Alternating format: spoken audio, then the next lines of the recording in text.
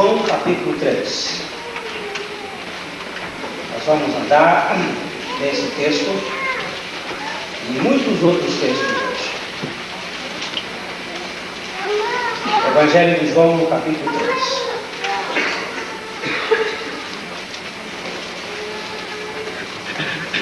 Ora, havia entre os fariseus um homem chamado Nicodemos, um dos principais dos judeus.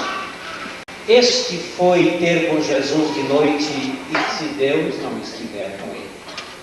Respondeu-lhe Jesus: em verdade te digo, que se alguém não nascer de novo, não pode ver o reino de Deus. Perguntou-lhe Nicodemos: como pode um homem nascer sendo velho?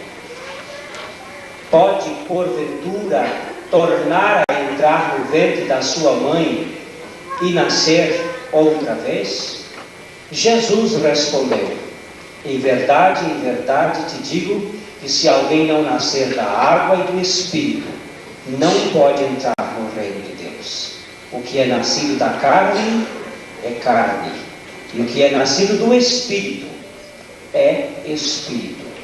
Não te admires de eu te haver dito: necessário vos é nascer de novo. Maravilhoso Pai, nesta hora, reconhecemos a nossa total incapacidade, mas também reconhecemos a perfeita revelação do Teu Espírito Santo, que há de nos comunicar a Tua palavra e fazer com que esta palavra realize a tarefa para a qual foi designado no coração de todos. Em nome de Jesus. Amém. Eu dou graças a Deus, porque Jesus Cristo tratou do novo nascimento com um homem religioso. Ele não tratou do novo nascimento com um bandido, com uma prostituta. Ele tratou especificamente com um religioso, um mestre da lei, um doutor, uma pessoa competente de vida reta, de boa moral, de boa conduta, de boa linguagem. Era um homem íntegro. E Jesus foi tratar exatamente com esta pessoa a respeito do novo nascimento. É verdade que muitas pessoas dizem que Jesus falou sobre o novo nascimento com Nicodemos. Mas preste bem atenção que Jesus disse: se alguém não nascer de novo. Este se alguém exclui a possibilidade de tratar isto apenas para Nicodemos. É uma verdade para todas as pessoas. E por que será que Jesus tratou do novo nascimento exatamente como uma pessoa dessa natureza? Como uma pessoa íntegra? Por que ele não foi tratar do novo nascimento com a mulher samaritana, se bem que ele tratou com outras maneiras, com outra maneira de falar? Mas por que ele foi específico sobre regeneração, sobre nascer do alto, exatamente com aquele homem que nós, aos nossos olhos, poderíamos dizer que era a pessoa menos dotada para receber esta mensagem? É por isso que o assunto é sério. O assunto é tão sério que nós muitas vezes não tomamos o devido cuidado para perceber por que Jesus tratou assim. Isso evidencia que o problema do novo nascimento é um problema muito sério e precisa ser tratado com muita eficiência, pois a palavra de Deus o coloca como prioritário. Não é uma questão de comportamento, meus amados, mas de caráter. Muitas vezes nós nos preocupamos com o comportamento das pessoas, mas Deus se preocupa com a fonte, com a essência do caráter humano. Nós temos a tendência de enfocarmos os efeitos e não as causas dos problemas. Mas Jesus sabia, e Jesus se preocupava com aquilo que produz estes efeitos. Jesus sabia que o homem procede como ele é. Nós ficamos olhando os fatos do comportamento, e Jesus fica olhando o coração de onde procedem as saídas da vida. E nós precisamos ver o que a Bíblia fala sobre esse assunto, porque é uma tendência muito grande de nós superficializarmos o assunto da regeneração, achando apenas que a pessoa é muito boa, que ela é boa de coração, que ela é uma pessoa agradável, e que ela é uma pessoa digna, e aí nós paramos. Mas a Bíblia não vai nessa nossa conversa, ela vai tentar mexer com a natureza humana. E você precisa ver o que a Bíblia diz, que nós somos, por natureza, perversos. Em Efésios capítulo 2, versículo 3, a Bíblia nos revela que a nossa perversão, as inclinações de nossa carne e dos nossos pensamentos, é uma inclinação por natureza. Entre os quais também todos nós andamos outrora, segundo as inclinações da nossa carne, fazendo a vontade da carne e dos pensamentos. E éramos, por natureza, filhos da ira, como também os demais. A natureza humana é um problema. Nós somos portadores de uma natureza egoísta, de uma natureza perversa. E o problema que Jesus estava tratando com Nicodemos era exatamente que nascer de novo implica no trato divino com esta natureza. Nós somos, por natureza, filhos da ira.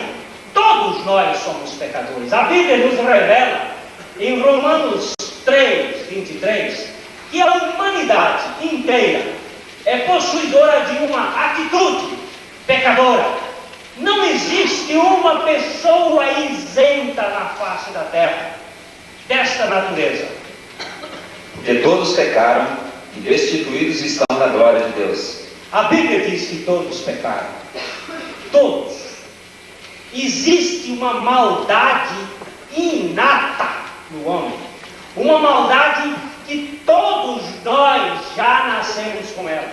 O coração do homem é mau. Há muita gente dizendo que não é, mas a Bíblia diz que é. Que o homem é mau, que não há bom nem sequer um. E a Bíblia nos diz em Romanos 3, 12, que esta perversão atinge a totalidade da humanidade. Todos se extraviaram e juntamente se fizeram inúteis. Não há quem faça o bem, não há nem um só. Isso é o que a Bíblia está dizendo. Não há quem faça o bem, nenhum só.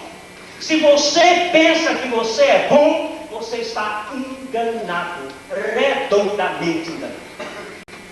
O seu problema é uma presunção falsa. A Bíblia está dizendo que não há bom, nem sequer. O Senhor Jesus foi muito explícito quando ele falou em Mateus 7, 11, que o ser humano é portador de uma atitude má. Ora, se vós que sois maus sabeis dar boas dádivas aos vossos filhos, quanto mais vosso Pai que está nos céus dará boas coisas aos que o pedirem. Se vós que sois maus. Mas eu não sou mau, não.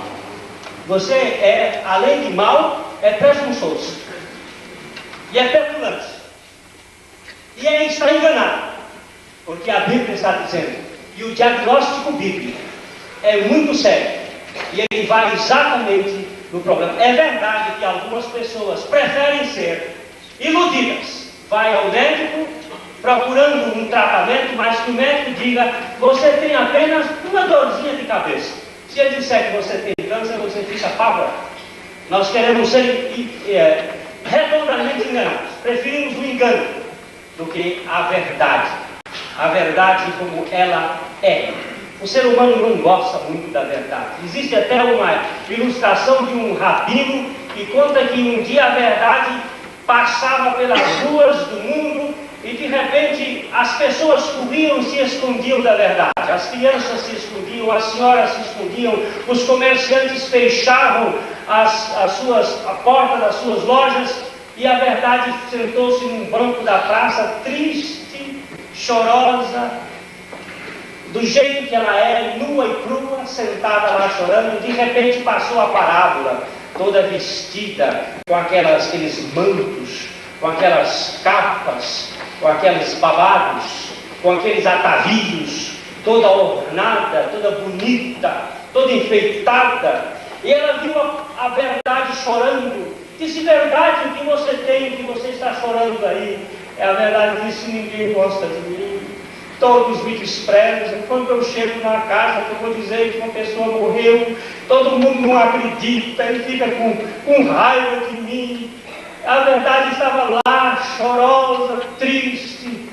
E então a parábola disse, não chore, verdade, mas você também anda assim nua, você é tão cruel, a sua aparência é tão dura, verdade. Espera um momentinho. Aí tirou uma capa, botou uma capa nela, botou um jeitinho babado ali, pendurou um colar no pescoço da verdade, deu uma ajeitadinha no cabelo dela. Disse, agora você sai e as pessoas vão lhe receber, verdade.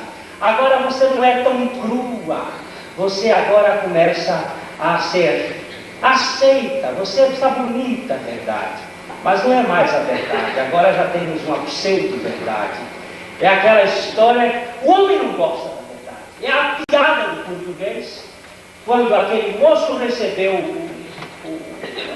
a carta lá de Portugal, ele tinha um gatinho de estimação, aquele gatinho tão bonito, que ele amava tanto, e recebeu a carta, Tuntunga, o seu gato morreu. Oh, mas ele ficou passado, ficou revoltado, ficou irritado. Então ele escreveu para o primo lá e disse, por favor, outra vez que tivermos um problema desse por aí, não me conte desse jeito. Você deveria primeiro fazer uma carta assim, o gato subiu do telhado. Na outra carta você dizia, o gato caiu do telhado. Na outra carta você dizia, o gato ficou doente, foi para o hospital. E depois você me preparando para eu não receber essa verdade de choque. De repente ele recebe uma outra carta do primo lá, a avó subiu no telhado. Nós não gostamos da verdade, nós preferimos alguma coisa assim mais adocicada, mas a Bíblia mostra que nós somos perversos, que nós somos maus por natureza. E a Bíblia está dizendo que nós precisamos ser salvos desta natureza má. Atos 2:40, no sermão que Pedro pregou no dia de Pentecostes, ele estava tratando do fato de que o homem precisava ser salvo de uma geração. E que geração é esta? E com muitas outras palavras, isto testificava e os exortava, dizendo, salvai-vos desta geração perversa. A geração perversa é esta que nós nascemos um dia do ventre de nossa mãe. Esta geração é perversa, esta geração é má. O Senhor Jesus Cristo, quando viu os seus discípulos incrédulos e incapazes de poder ajudar alguém, ele chamou a atenção daqueles discípulos com estas palavras em Lucas 9:41.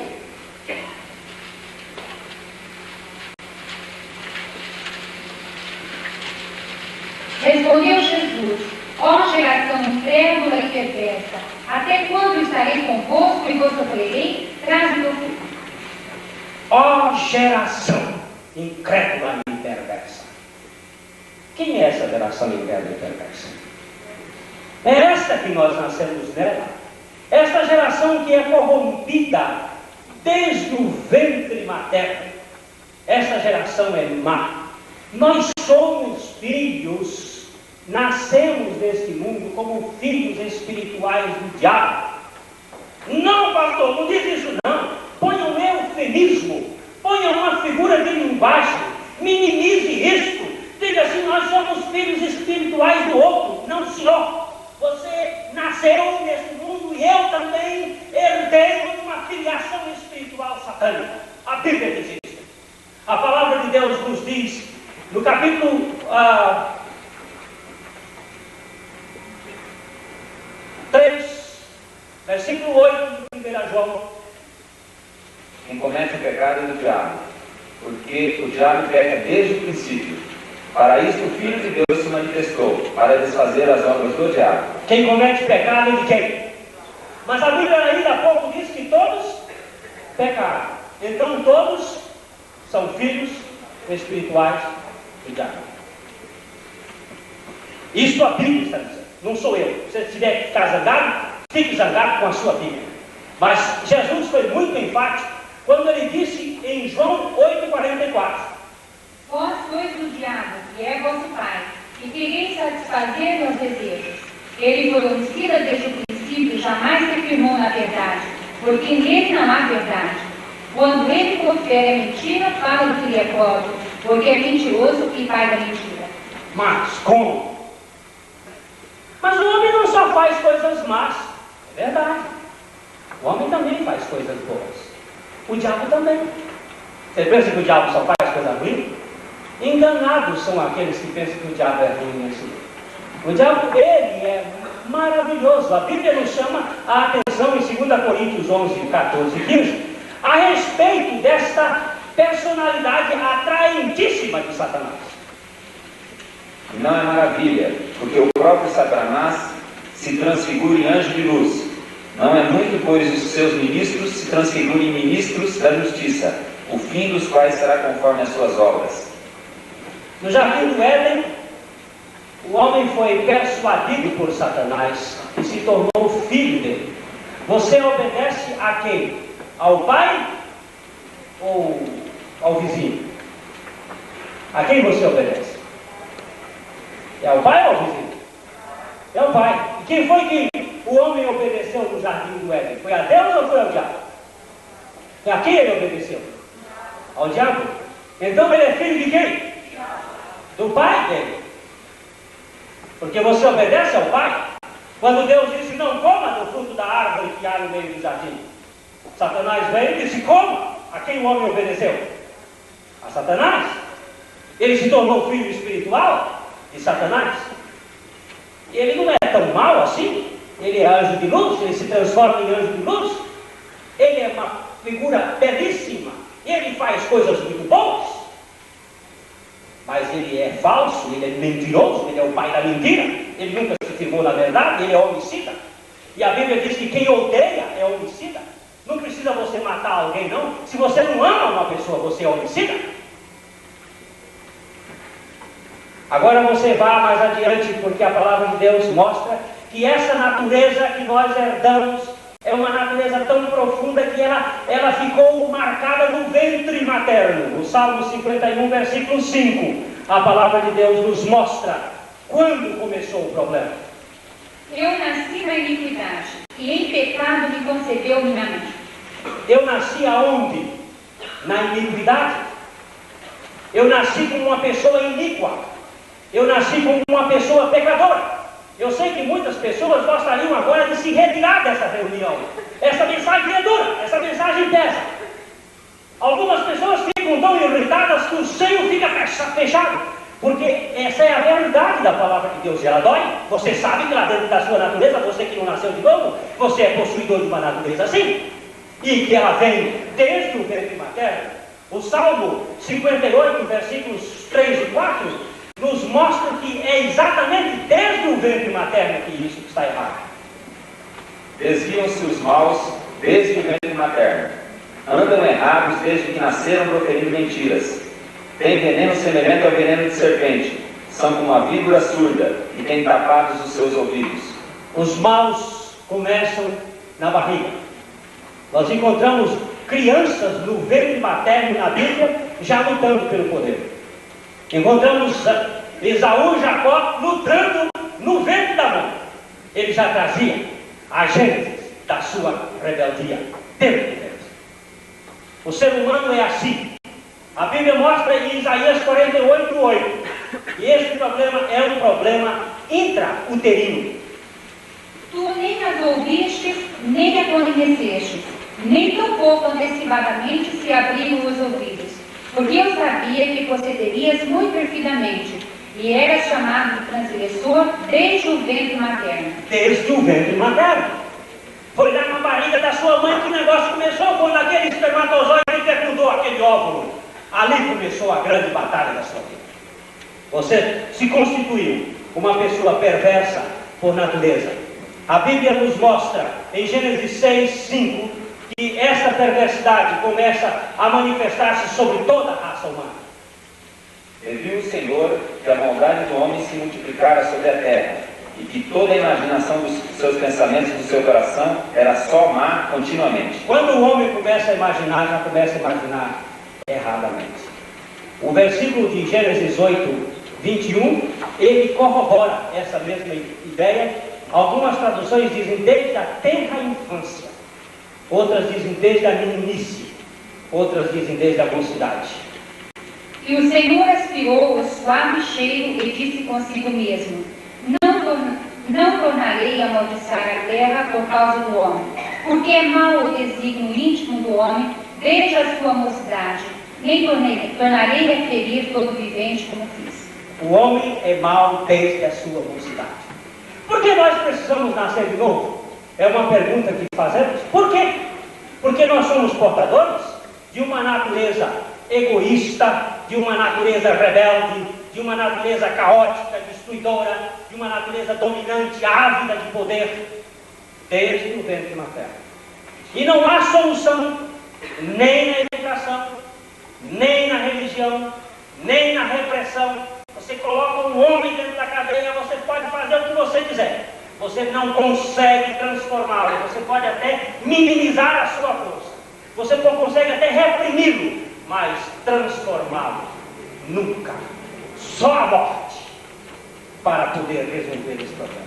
Mas não a morte física. O que é novo nascimento? Eu estava respondendo a pergunta: por que o homem precisa nascer de novo? O homem precisa nascer de novo porque ele tem uma natureza que não presta. Agora, o que é o novo nascimento? Muita gente me pergunta isso: pastor, o que é o novo nascimento? Eu vou rapidamente dizer o que não é novo nascimento. Novo nascimento não é religião, não é educação religiosa, não é batismo, não é sofrimento, não é ritualismo. Novo nascimento não é você sair de uma igreja e passar para outra. Não é converter-se do catolicismo ao protestantismo, do protestantismo ao espiritismo. Isso não é novo nascimento. Essas mudanças periféricas, essas saídas daqui para ali, isso apenas confunde as pessoas. Novo nascimento não é boa conduta. Você pode ter uma boa conduta, pode ser uma pessoa de uma conduta moral, ilibada, honesta. Isso não significa que você nasceu de novo. Nós encontramos na Bíblia um homem chamado Cornélio, que era um homem justo, um homem que temia Deus, um homem que fazia esmolas, um homem que orava, e que Deus enviou Pedro para pregar o novo nascimento, para que ele fosse regenerado, a fim de entrar no reino de Deus. Porque Jesus Cristo disse que aquele que não nascer de novo não pode ver o reino de Deus. É preciso que haja uma transformação. Algumas pessoas também acham que o novo nascimento é reencarnação, mas reencarnação não é novo nascimento. A Bíblia não nos ensina a reencarnação. Outro dia eu estava vendo essa terceira visão aí, e eles estavam mostrando que a pessoa ia se reencarnando, e que João Batista era a reencarnação de Elias. Isso é só desconhecimento da Bíblia. Em primeiro lugar, porque Elias nunca se desencarnou. Ele não morreu, ele foi em carne elevado aos céus. Em segundo lugar, quando perguntaram a João Batista: tu és Elias? Ele disse: eu não sou. E não existe reencarnação. Existiam umas doutrinas falsas, pregando mentiras. A Bíblia não sustenta isso. A Bíblia diz que a alma que pecar, esta morrerá. E ao homem é dado morrer uma só vez, e depois disso vem o juízo. Não existe possibilidade de um homem se aperfeiçoar pelas estas reencarnações que inventaram por aí. Se fosse assim, nós estaríamos numa humanidade melhor, mas a humanidade cada dia piora. E os reencarnados são piores do que os outros do passado. Se fosse uma questão de evolução, já haveria um desenvolvimento, mas não há desenvolvimento. A humanidade cada vez piora mais. Não é reencarnacionismo. Agora, o que é novo nascimento? Novo nascimento é a obra divina de transformação do pecador, de filho do diabo para filho de Deus. É a obra divina. Eu sou filho do meu pai, porque eu fui gerado pelo meu pai. Não fui gerado pelo vizinho. Fui gerado pelo meu pai. Pode ser que meu pai seja o vizinho, mas é o meu pai. Eu tenho que ter as características genéticas do meu pai. Eu tenho que ser filho dele. Quem é nascido de Deus tem que ter as características genéticas de Deus. E a Bíblia nos mostra em Lucas 6, a partir do versículo 23 ou 32. E se amardes os que vos amam, que recompensa tereis? Também os pecadores amam os que os amam. E se fizerdes bem ao que vos fazem bem, que recompensa tereis? Também os pecadores fazem o mesmo. E se emprestardes àqueles de quem esperais tornar a receber, que recompensa tereis? Também os pecadores emprestam aos pecadores para tornarem a receber outro tanto. Amai, pois, a vossos inimigos, e fazei bem, e emprestais sem nada esperardes, e será grande o vosso galardão, e sereis filhos do Altíssimo, porque Ele é benigno até para os ingratos e maus. A Bíblia está falando aí em pecadores e filhos do Altíssimo. Pecadores vão para o lago de fogo, os filhos do Altíssimo vão para o reino de Deus. Os pecadores não podem entrar no reino de Deus, só os filhos de Deus podem entrar no reino de Deus. O reino é preparado para os seus, aqueles que foram transformados pelo poder de Cristo Jesus. Agora você vai me dizer o seguinte: mas todo mundo não é filho de Deus? Não, senhor. Todo mundo, toda gente é criatura divina, não é filho. O pecador não tem direito à herança. Quem tem direito é o filho. E filho é aquele que passa por esta obra do Pai. É a obra de Deus que implica na erradicação da natureza perversa e no implante da natureza divina. Em 2 Pedro 1:4, a Bíblia nos fala sobre este implante da natureza divina. Pelas quais nos têm sido doadas as suas preciosas e muito grandes promessas, para que por elas vos torneis co-participantes da natureza divina, livrando-vos da corrupção das paixões que há no mundo. Deus tira a natureza velha e coloca no lugar a natureza nova. Deus tira o que não presta e coloca no lugar o que presta. É isso que Jesus ensinou em Mateus 15:13, que a planta que o Pai Celestial não plantou será arrancada. Tudo que Deus fez era bom. De repente alguém plantou uma planta aí maléfica. Essa planta não tem trato, tem que ser arrancada. Ele, porém, respondendo, disse: toda planta que meu Pai Celestial não plantou será arrancada. Jesus não deixou nenhuma possibilidade de tratarmos esta planta na sua superficialidade. Ela tem que ser arrancada. Novo nascimento é a vida do Espírito em lugar da vida da carne. É uma mudança. Nós nascemos possuidores de uma vida carnal, egoísta.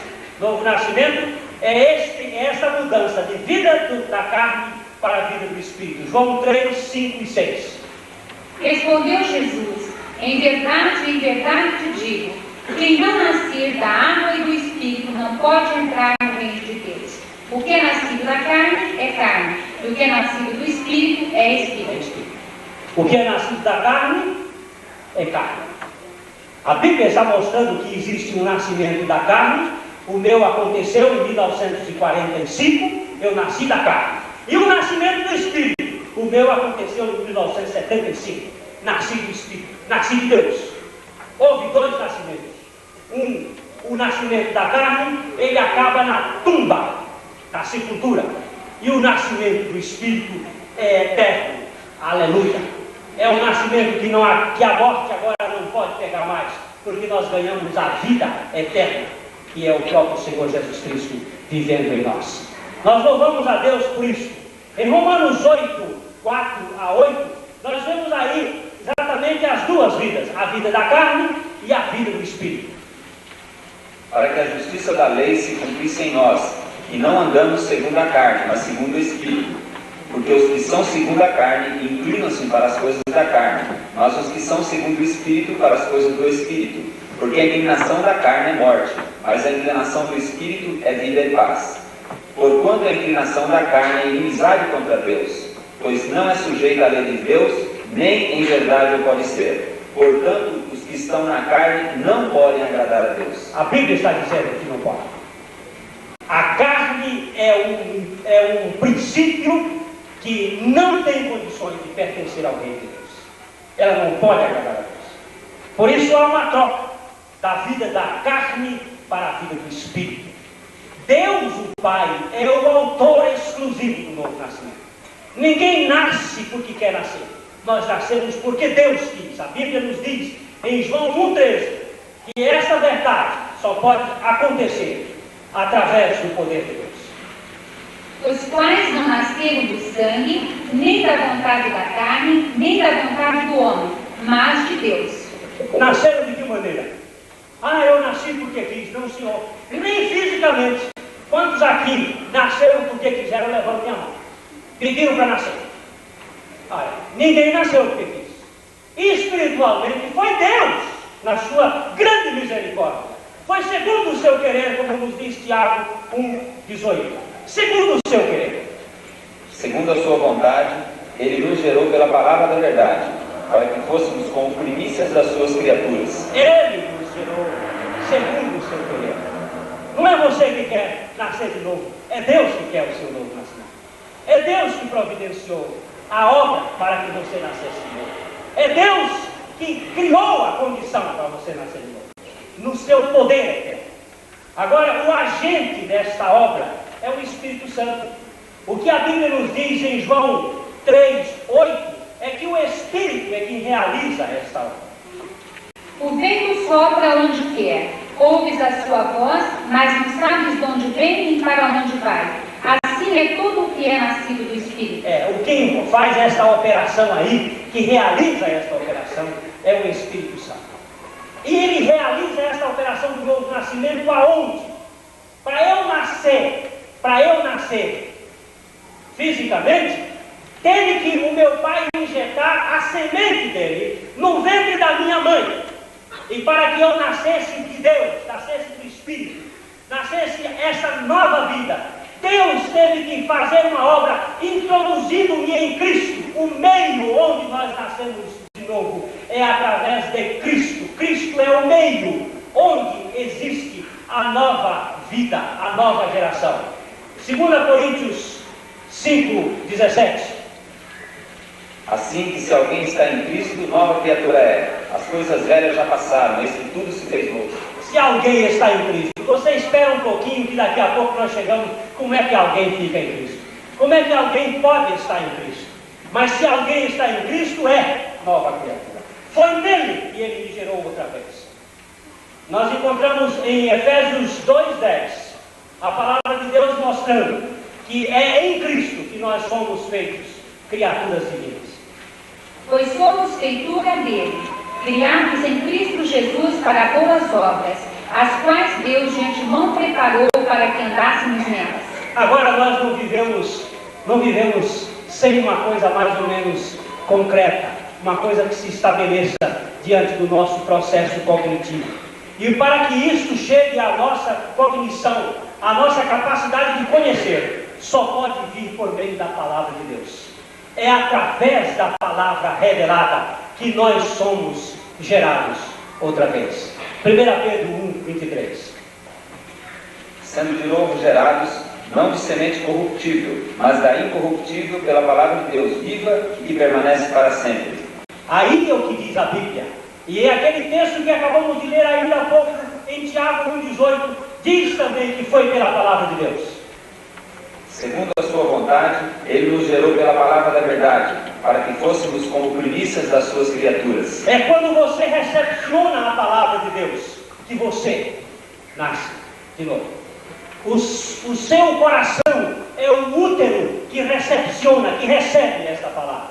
Então nós poderíamos dizer que novo nascimento é a operação exclusiva de Deus o Pai, em nos gerar outra vez, incluindo-nos em Cristo Jesus, quando da sua morte e ressurreição, para nos fazer morrer e ressuscitar juntamente com Ele, dando-nos da sua vida santa, conseguida através da palavra de Deus em nós, implantada pelo Espírito Santo. Tiago 1:21. Portanto, despojando-vos de toda impureza e acúmulo de maldade, acolhei com mansidão a palavra em vós implantada, a qual é poderosa para salvar as vossas almas. Como é que ficou grave isso espiritualmente? Outro dia nós estávamos em Brasília e depois de pregar uma mensagem sobre o novo nascimento, o pastor Pereira levantou-se no meio da congregação e fez uma oração dizendo: ó Deus, engravida esta igreja com a tua palavra, impregna a igreja com esta tua palavra, para que haja vidas regeneradas. Eu gritei: amém, Senhor, impregna mesmo, faz com que esta igreja seja regenerada, não sejam esses amansadores de bancos, sejam pessoas transformadas pelo poder do Espírito Santo, vidas retas e santas e justas como Cristo era. Agora nós achamos: não, vamos fazer uma conta aqui, negócio, vamos caminhar rápido que o tempo urge. Como é que uma pessoa nasce de novo? Eis a pergunta. E agora? Como é que a gente nasce? Nicodemos também fez essa pergunta. Olha no versículo 4 do capítulo 3 e no versículo 9. Disse-lhe Nicodemos: como pode um homem nascer sendo velho? Porventura poderá entrar no ventre da mãe e nascer? Nicodemos respondeu e disse: como pode ser isso? Essa pergunta é velha. A minha filhinha pequenininha também uma vez me perguntou: mas como é que uma pessoa pode nascer, papai? Outra vez? Ela tem que entrar na barriga da mãe? Eu digo: Nicodemos também fez essa pergunta, minha filha. Essa pergunta é implicante. Fala-se muito sobre o novo nascimento hoje. E as pessoas precisam nascer de novo. Mas falta a revelação que leva o homem a essas coisas. Tem muita gente amiga do partido do Novo Nascimento, do PNM. Tem muita gente aqui dizendo-se renascidos, declarando-se renascidos, mas que não são renascidos, porque não tem fruto de renascido. São amigos. São aqueles que aquele velho hino disse que estão perto do reino, mas sem salvação. Estão ali, mas está faltando experiência, está faltando descanso, está faltando a revelação. Pode-se ter até muito da mecânica da doutrina correta, mas está faltando a dinâmica da revelação do Espírito Santo. Está faltando aquele ponto que o Espírito nos revela pela sua palavra. Nós encontramos no Salmo 119, versículo 18 e versículo 130. Desvenda os meus olhos para que eu contemple as maravilhas da tua lei. A revelação das tuas palavras esclarece e dá entendimento aos simples. Esta revelação, este conhecimento, o Deus vem trazer este conhecimento, vem lhe dar essa dinâmica. É verdade que nós não poderemos ter a dinâmica vivificadora sem a mecânica da doutrina certa. Porém, só uma doutrina santa, sem a fecundação do Espírito, não produz a operação do Espírito de revivificar, de fazer vidas novas. É preciso que o Espírito fecunde a vida transformadora. Mas como é que alguém pode nascer de novo? Nós encontramos em João 3, 14 e 15. E como Moisés levantou a serpente no deserto, assim importa que o Filho do Homem seja levantado, para que todo aquele que nele crê não pereça, mas tenha a vida eterna. Preste atenção que a pergunta de Nicodemos foi: como pode ser isso? E Jesus respondeu: como Moisés levantou a serpente no deserto, assim importa que o Filho do Homem seja levantado. Como é que se nasce de novo? Assim como Moisés levantou a serpente no deserto. Nós vamos agora olhar o que aconteceu com Cristo levantado no deserto. Com Cristo levantado naquela cruz, assim como a serpente foi levantada. Em João 8, 28 a 32, aconteceu um fenômeno. Quando Cristo foi levantado, um fenômeno do ponto de vista do conhecimento. O primeiro ponto que nós precisamos ressaltar aqui é a necessidade do conhecimento. Disse-lhes, pois, Jesus: quando levantardes o Filho do Homem, então sabereis que eu sou, e que nada faço por mim mesmo, mas falo como o Pai me ensinou. E aquele que me enviou está comigo. Não me deixou só, porque eu faço sempre o que lhe agrada. Dita estas coisas, muitos creram nele.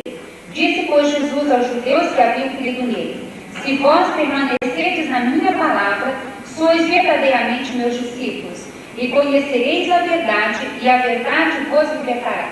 Preste bem atenção. Preste bem atenção agora.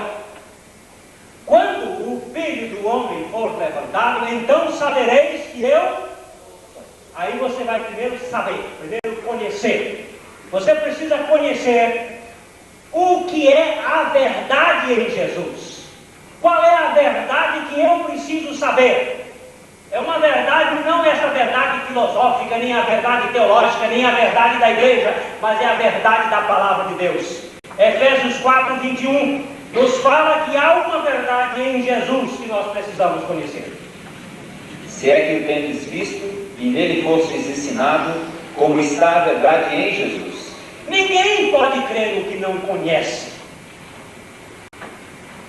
Fé sem conhecimento, alguém já disse, é fanatismo. Nós precisamos conhecer a verdade em Jesus. E a verdade em Jesus é essa verdade que liberta, e conhecereis a verdade, e a verdade vos libertará. Libertará de quê? Nós temos aí em João 8,34 uma ideia que o Senhor Jesus Cristo está mostrando. Replicou-lhes Jesus: em verdade vos digo, todo que comete pecado é escravo do pecado. Todo que comete pecado é? Todo que comete pecado é? E o escravo é livre? E conhecereis a verdade, e a verdade vos libertará. Agora veja o versículo 36.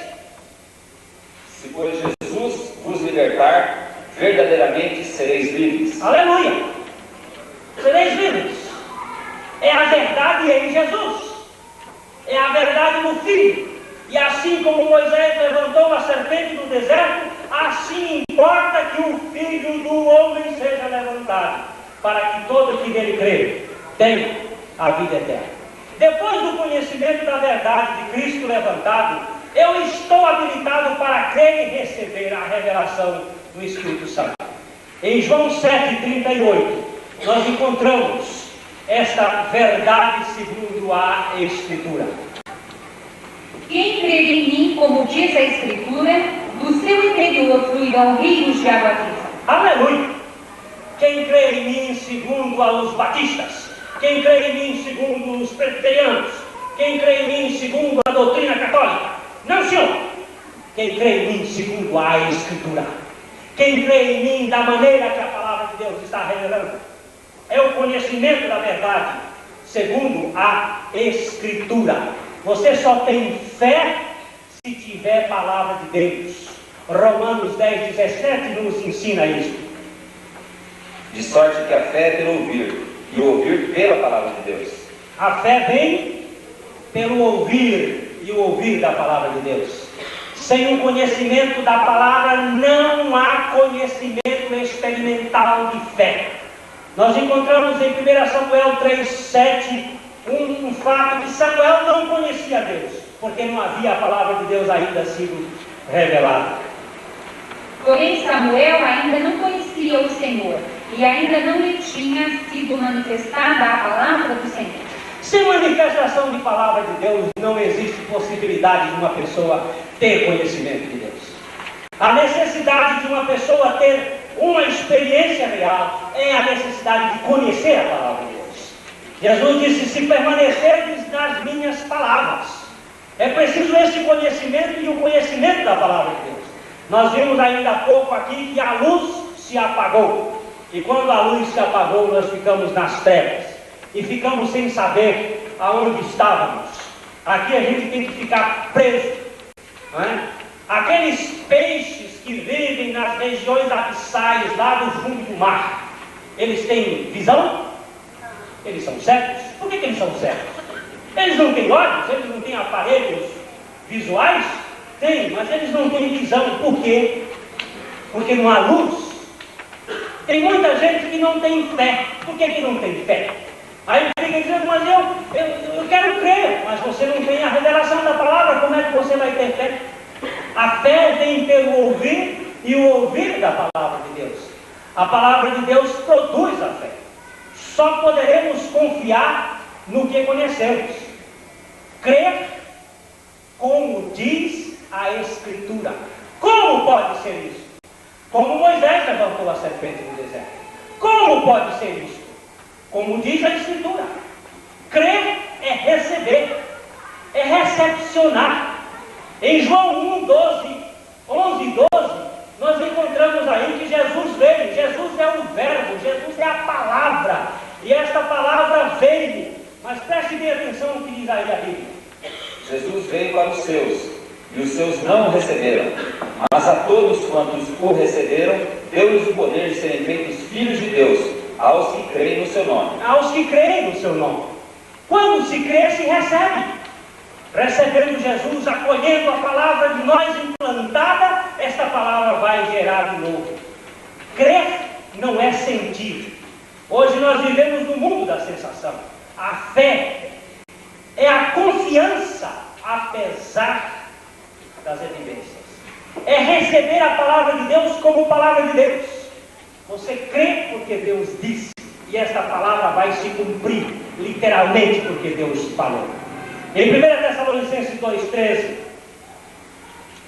Outra razão ainda temos nós para incessantemente dar graças a Deus, é que tendo vós recebido a palavra que de nós ouvistes, que é de Deus, acolhestes não como palavra de homens, e sim como em verdade é a palavra de Deus, a qual com efeito está operando eficazmente em vós os que credes. Aleluia. A palavra opera em quem? Em quem crê. A palavra opera nas pessoas que creem. Nós encontramos a definição de fé na Bíblia em Hebreus 11, 1 a 3. 1 e 3. Ora, a fé é o firme fundamento das coisas que se esperam e a prova das coisas que se não veem.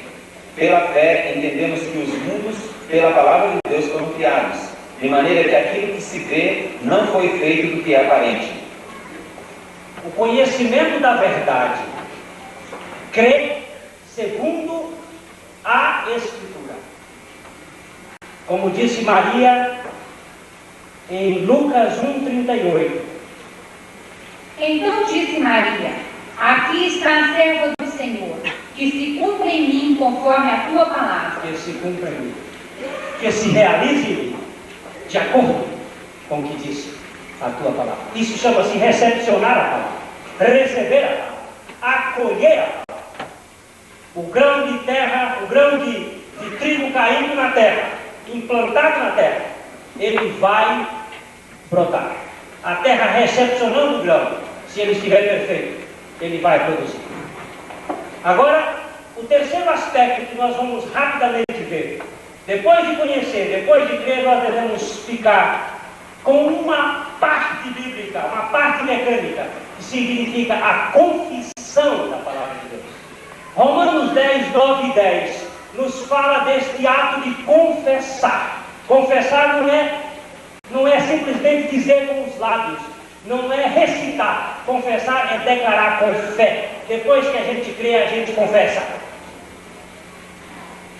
A saber, se com tua boca confessares ao Senhor Jesus, e em teu coração creres que Deus o ressuscitou dos mortos, serás salvo, visto que com o coração se crê para a justiça, e com a boca se faz confissão para a salvação. Então muita gente perde de receber uma experiência, porque chega aqui nessa parte mecânica, de confissão da palavra de Deus, para. Outro dia o Humberto estava dizendo que a confissão é como acender o estupim da bomba. Então ela vai correndo ali, correndo naquele estupim até que explode lá. Enquanto você está confessando, de repente a coisa vai e acontece. Você toma conhecimento, você crê e você começa a confessar a palavra de Deus. E a palavra vai chegar à sua experiência. Os sacerdotes, o sumo sacerdote, o sacerdote em Israel, ele trazia uma oferta perante o altar, ele vinha como um representante do pecador diante de Deus, ele era um intermediário entre o pecador e Deus, trazendo uma oferta, quer seja um carneiro ou um outro tipo de oferta. E nós temos um sumo sacerdote, segundo a palavra de Deus nos diz em Hebreus 3:1. Jesus Cristo vai diante do trono apresentar-se com uma coisa nossa, que nós oferecemos. O pecador trazia um carneiro, entregava ao sacerdote, o sacerdote ia diante de Deus com aquele carneiro trazido pelo pecador. Agora preste bem atenção o que você tem que trazer diante de Deus. Por isso, mostrando os irmãos que participais da vocação celestial, considerai atentamente o apóstolo e sumo sacerdote da nossa confissão, Jesus. Ele é sumo sacerdote de quê? Da nossa confissão. Confessar é homologar. Homologar é dizer aquilo que Deus disse. Confessar é dizer o que Deus disse. Se Deus diz que eu estou crucificado, então eu digo, Senhor, a tua palavra diz que eu estou crucificado. Eu confesso essa palavra. Em Hebreus 4:14. Tendo, pois, a Jesus, o Filho de Deus, como grande sumo sacerdote que penetrou os céus, conservemos firmes a nossa confissão. E não é para vacilar, não. É para ficar firme na confissão. A Bíblia chega a dizer mais ainda nesse sentido de confissão em Hebreus 10:23. Retenhamos firmes a confissão da nossa esperança, porque Jesus, quem prometeu, é fiel. Aleluia. Agora você pode ficar firme, porque aquele que prometeu é fiel. Conhecer a verdade, crer na verdade, confessar a verdade. Mas que verdade? A verdade é em Jesus, e conhecereis a verdade, e a verdade vos libertará. Mas libertar de quê? E de quem? A Bíblia já diz que quem comete pecado é escravo do pecado. Nós precisamos ser libertos do pecado. A verdade em Jesus está expressa em João 14:6. Respondeu-lhe Jesus: eu sou o caminho e a verdade e a vida. Ninguém vem ao Pai senão por mim. A Bíblia diz que todos pecaram e destituídos estão da glória de Deus. Que o salário do pecado é a morte. E que a alma que pecar, essa morrerá. O pecado entrou na raça do homem de um modo pessoal, mas coletivamente. Romanos 5:12 mostra que por um homem entrou o pecado no mundo e pelo pecado a morte. Pelo que por Adão entrou o pecado no mundo, e pelo pecado a morte. Assim também a morte passou a todos os homens. Por isso todos pecaram. O pecado de Adão foi um pecado individual, mas ao mesmo tempo coletivo, porque Adão era a coletividade. E assim como o pecado entrou por um homem também tinha que entrar a solução do pecado. E a Bíblia nos revela em Romanos 5, 17, 18 e 19, que Cristo Jesus se tornou este homem para anular aquilo que foi feito tudo em Adão. Se pela ofensa de um e por meio de um só reinou a morte, muito mais os que recebem a abundância da graça e o dom da justiça reinarão em vida por meio de um só, a saber, Jesus Cristo. Pois assim como por uma só ofensa veio o juízo sobre todos os homens para a condenação, assim também por um só ato de justiça veio a graça sobre todos os homens para a justificação que dá vida. Porque como pela desobediência de um só homem, muitos se tornaram pecadores, assim também por meio da obediência de um só, muitos se tornarão justos. Graças a Deus, que a obra é completa e total. Conhecendo, crendo e confessando a verdade da palavra de Deus com relação ao fato do Cristo levantado, nós encontramos a nossa libertação. Agora, o que foi que Cristo fez quando ele foi levantado? Qual foi a obra de Cristo realizada quando ele foi levantado? Em João 12:32, nós encontramos essa verdade. E eu, quando for levantado da terra, atrairei todos a mim mesmo. Agora você precisa entender isso. E eu, quando for levantado da terra, atrairei todos. Quando Cristo foi levantado naquela cruz, quantas pessoas ele atraiu a si? Atraiu a si todos. Para que ele atraiu esses todos? Com uma finalidade. Esta atração é a obra do poder divino. Nós encontramos que Cristo fez isso por causa do amor. Em Oséias 11:2, nós encontramos, 11:4, nós encontramos esta atração como a fonte do amor. O amor como a fonte da atração. Atraí-os com cordas humanas, com laços de amor. Eu fui para eles como quem alivia o jugo de sobre as suas queixadas, e me inclinei para dar-lhes de comer. Quando Adão pecou, nós estávamos em Adão. Mas quando Cristo morreu, nós não estávamos em Cristo. Nós estávamos na carne. Mas Cristo nos atraiu a si. Pelo seu poder, ele nos incluiu nele, para que nós pudéssemos experimentar aquilo que a Bíblia vai nos mostrar em 2 Coríntios 5:14. Porque o amor de Cristo nos constrange, julgando nós assim, que se um morreu por todos, logo todos morreram. Opa! Cristo morreu? Mas ele atraiu a todos. E se ele atraiu a todos, o que aconteceu com esses todos que ele atraiu? Um morreu por todos, logo todos morreram. Todos morreram. Isso chama-se batismo em Cristo. Romanos 6, 3 e 4 nos mostra esse batismo em Cristo. Aí não é batismo em água, não. Nem é o batismo no Espírito Santo. É o batismo em Cristo, a nossa inclusão em Cristo Jesus. Ou porventura ignorais que todos que fomos batizados em Cristo Jesus, fomos batizados na sua morte?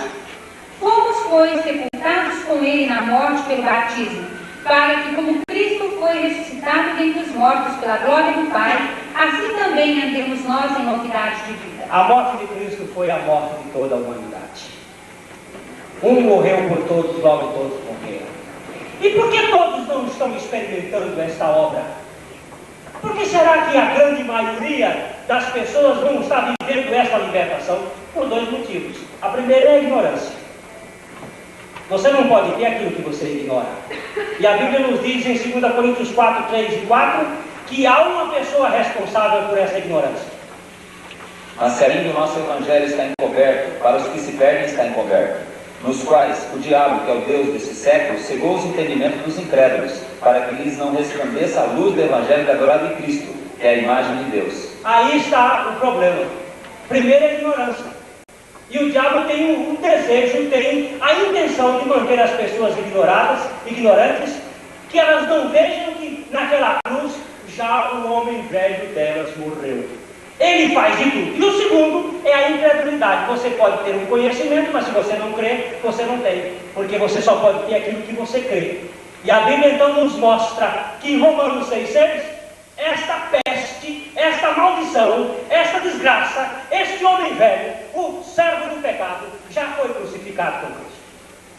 Sabendo isto, que foi crucificado com ele o nosso velho homem, para que o corpo do pecado seja destruído, e não sirvamos o pecado como escravos. Se você lembrar das três coisas, conhecer, crer e confessar, aqui você precisa primeiro conhecer. Conhecer sabendo isto, que o nosso velho homem foi com ele crucificado. Nosso de quem?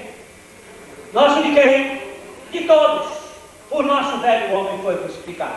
Você já sabe, se você aqui sair dizendo assim, mas eu não sei, é mentira as coisas que você sabe. Hoje você está sabendo que o velho homem seu já foi crucificado na cruz. Agora é a hora de você crer nisso. Se você não crê, agora é responsabilidade sua, não é mais minha. Esse sangue está livre das minhas costas. Você agora pode crer nessa palavra de Deus que está dizendo que você já foi crucificado com Cristo. Porque é a Bíblia que está dizendo. E se você não tem ainda uma experiência sólida, vá confessão dessa palavra. A tua palavra diz que meu velho homem foi crucificado. Colossenses 3,3 diz uma beleza de verdade.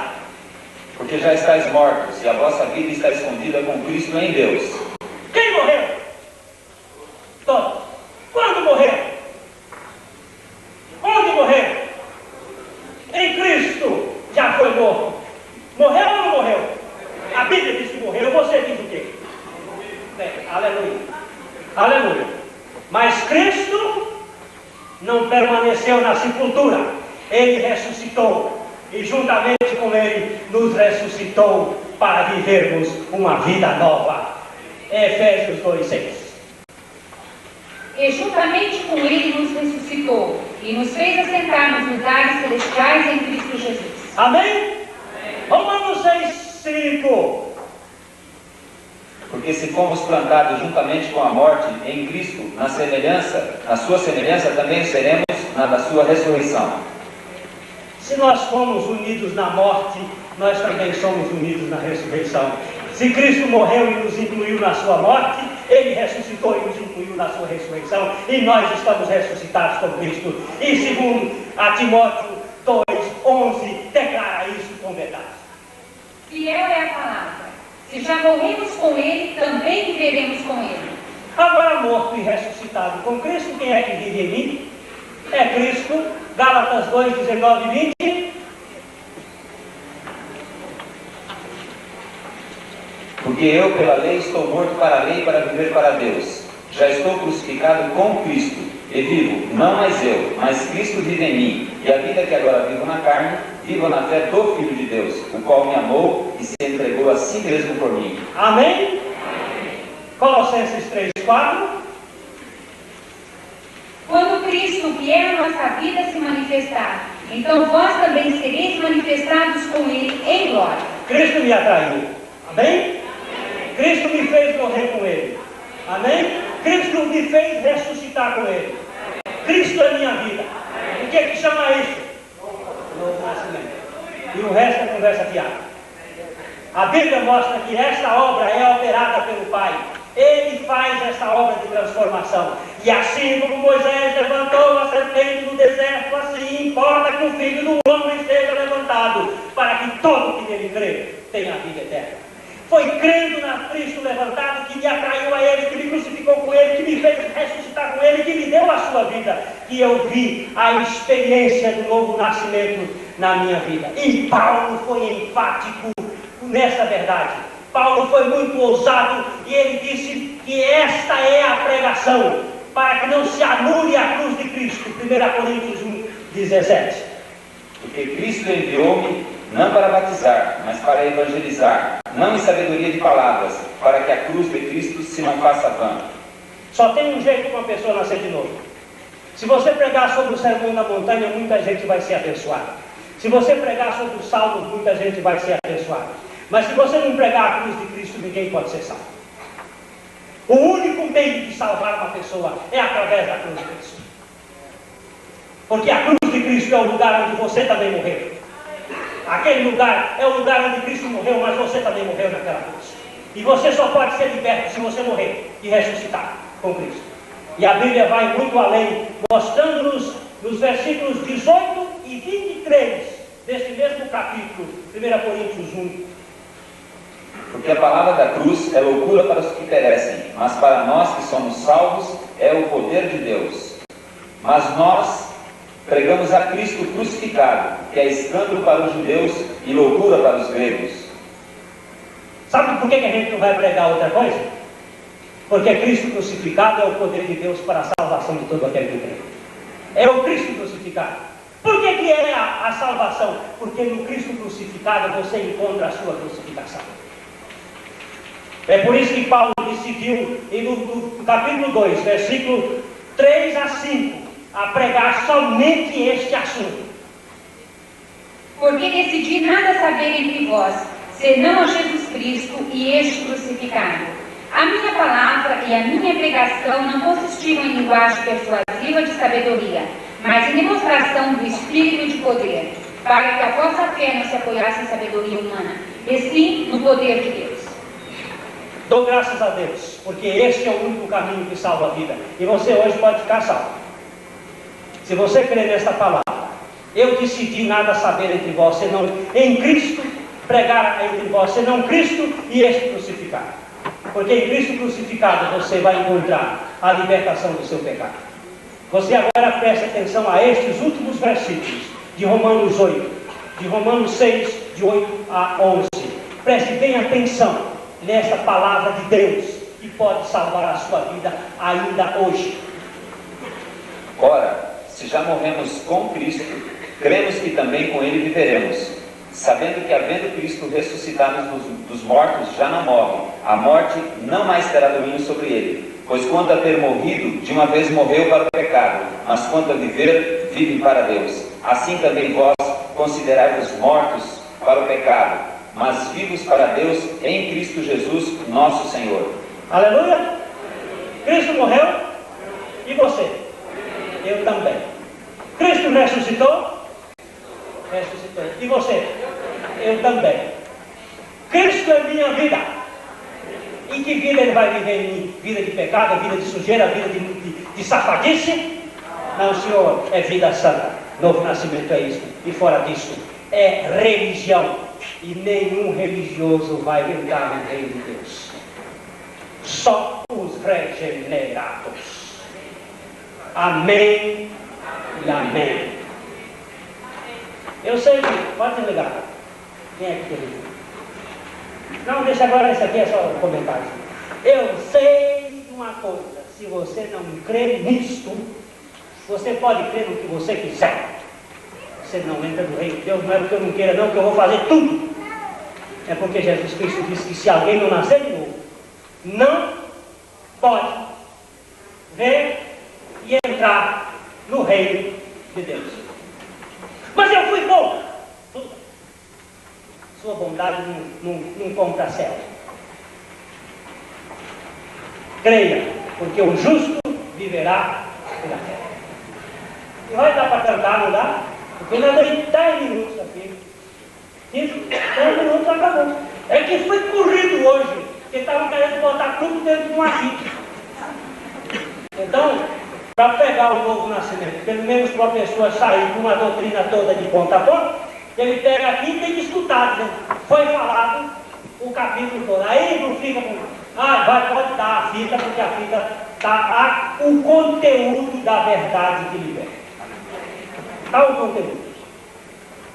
Isso aí está a mensagem da regeneração. Quem crê, tem a vida. Quem não crê, não tem a vida. A obra de Deus é de graça. A mensagem que você acabou de assistir faz parte do Ministério de Comunicação Palavra da Cruz. Temos um grande acervo de estudos bíblicos em áudio e vídeo. Distribuímos também gratuitamente o jornal mensal Palavra da Cruz. Entre em contato conosco pelo fone 0 operadora 43 3372 8900 ou pelo e-mail livraria@piblondrina.com.br. Visite-nos pelo site www.livrariapiblondrina.com.br ou acesse www.piblondrina.com.br. Graça e paz.